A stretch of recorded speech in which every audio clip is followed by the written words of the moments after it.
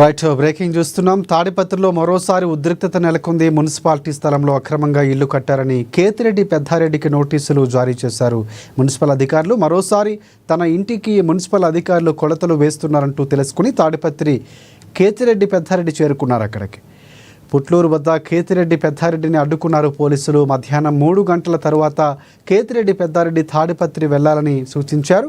అటు తాడిపత్రిలో జేసీ ప్రభాకర్ రెడ్డి, కేతిరెడ్డి పెద్దారెడ్డి ఇంటి వద్ద భారీగా పోలీసులు బందోబస్తు నిర్వహిస్తున్నారు. దీంతో తాడిపత్రిలో హైటెన్షన్ వాతావరణం నెలకొంది.